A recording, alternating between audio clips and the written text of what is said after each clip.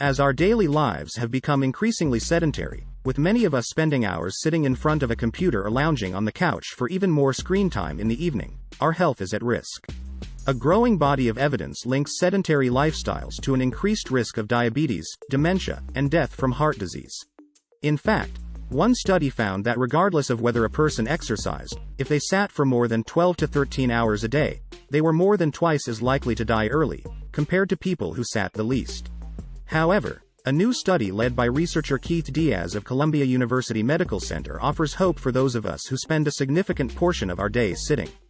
Diaz and his team set out to find out what's the least amount of physical activity a person must do to offset the health risks of sitting. They recruited volunteers to come to their lab and emulate a typical workday, sitting for 8 hours while hooked up to continuous glucose monitors to measure blood sugar levels and having their blood pressure measured. Then, the participants took walking breaks of varying lengths and frequency. The results were astounding. Diaz and his team found that just a 5-minute walk every half hour was enough to offset many of the harms of sitting. Participants who moved for 5 minutes every half hour saw a reduction of almost 60% in blood sugar spikes after a meal. We were really struck by just how powerful the effects were, Diaz says. We found that a 5-minute walk every half hour was able to offset a lot of the harms of sitting. The participants walked on a treadmill at a leisurely pace, about 1.9 miles per hour. According to Robert Salas, a family medicine doctor at Kaiser Permanente, and the past president of the American College of Sports Medicine, I have never seen that kind of a drop in blood sugar, other than with medication. He emphasizes that the findings are impressive and can benefit many people, as more than 1 out of every 3 adults in the U.S. has prediabetes, and nearly half have high blood pressure. Both conditions increase the risk of heart disease, which is the top cause of death in the U.S. The good news is that incorporating short, frequent movement breaks into your daily routine is easy.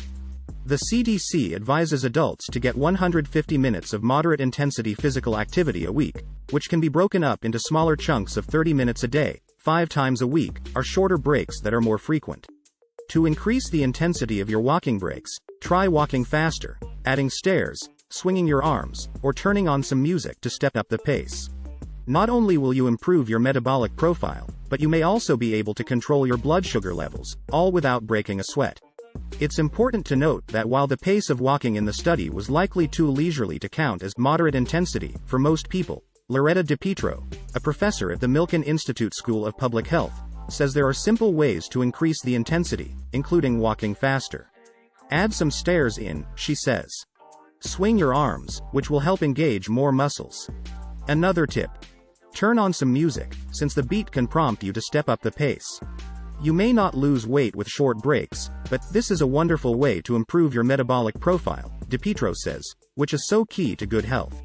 In conclusion, sitting for prolonged periods of time can have serious negative effects on our health.